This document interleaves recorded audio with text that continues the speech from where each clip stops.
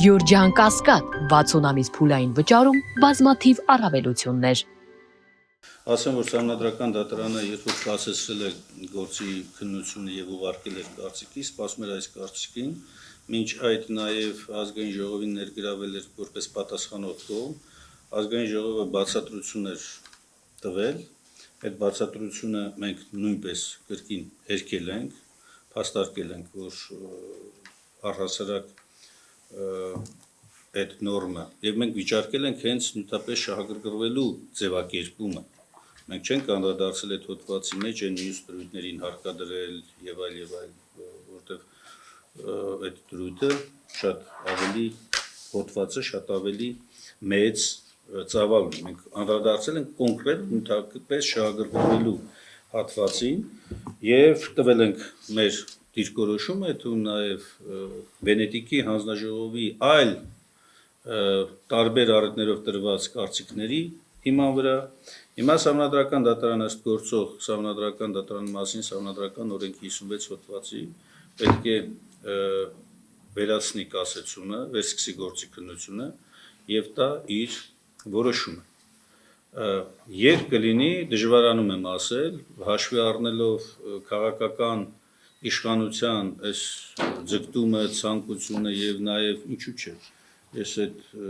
պնդումը կարող եմ հիմա անել, նաեւ որպես ազգային ժողովի падգամավոր, որ անդադ շփվում է, հա, Սահմանադրական դատարանի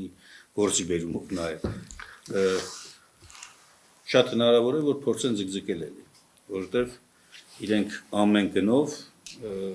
ամեն գործիք փորձում են օգտագործել ինչքան հնարավոր է, նույնիսկ հակասահմանադրական ակնառու ակնհայտ հակասահմանադրական նորմը չվերացնելու առումով։ Եթե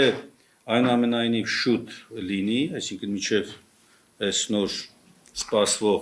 հավաքներին եւ այլն, մենք կունենանք Սահմանադրական դատարանի որոշում, վստահ եմ, որ այստեղ Սահմանադրական դատարանը չի կարող այլևս այլ մեկնաբանություն տալ, երկու ելք ունի, կամ ճանաչում է ձևակերպումը կտրուկ միանգամից Սահմանադրությանը հակասող, կամ կարող է տալ իրավակիրառ պրակտիկայի համար մեկնաբանություն, որը պետք է առաջնորդող լինի թե իրավապահարումների եւ թե դատարանների համար, որ ճանապարհով կգնա, դա ցույց կտա առաջիկան, բայց ակնհայտ է, որ